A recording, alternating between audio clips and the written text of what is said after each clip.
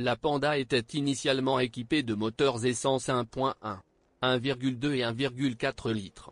Le turbo-diesel sous le capot de la citadine compacte est apparu en 2004 et existait en deux variétés, 75 et 90 chevaux.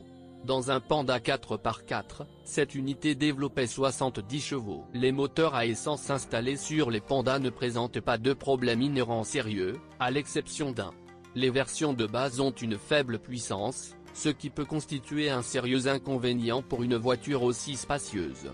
Par conséquent, si vous avez la possibilité de choisir, il est préférable de rechercher une modification de 1,4 litres ou un turbo-diesel qui, comme les autres moteurs diesel modernes, est fortement déconseillé d'acheter à kilométrage élevé.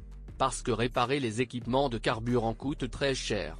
L'avantage de ces moteurs est une faible consommation de carburant, qui sans exemple particulier atteint 4 litres au 100 km, mais les mécaniciens attirent l'attention sur le fait que les composants individuels d'un moteur diesel doivent parfois être remplacés après 100 000 au lieu des 250 déclarés par le constructeur.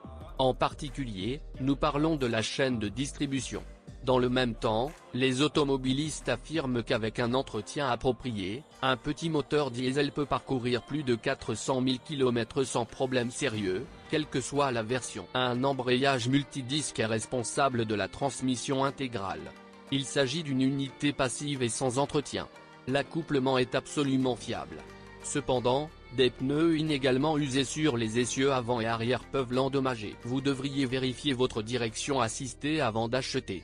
Il augmente considérablement la maniabilité de la voiture, notamment en ville. Il est encore plus facile de tourner le volant lorsque le mode ville est activé.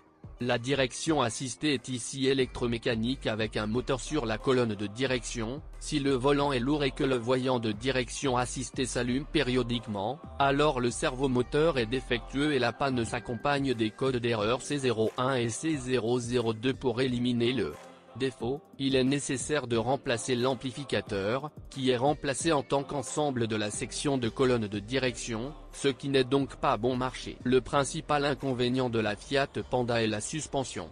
Elle ne résiste pas aux durs travaux sur nos routes. Vous ne devriez donc pas être surpris si, après 50 000 km, non seulement les jambes de force de la barre stabilisatrice, mais aussi les amortisseurs deviennent inutilisables. Malheureusement, l'embrayage lâche souvent très vite, surtout dans les versions équipées d'un moteur 1,2 litres. De plus, les serrures de porte bloquées irritent souvent les propriétaires. Par exemple, il est parfois impossible d'ouvrir la porte du coffre en raison d'un micro-interrupteur de verrouillage défectueux.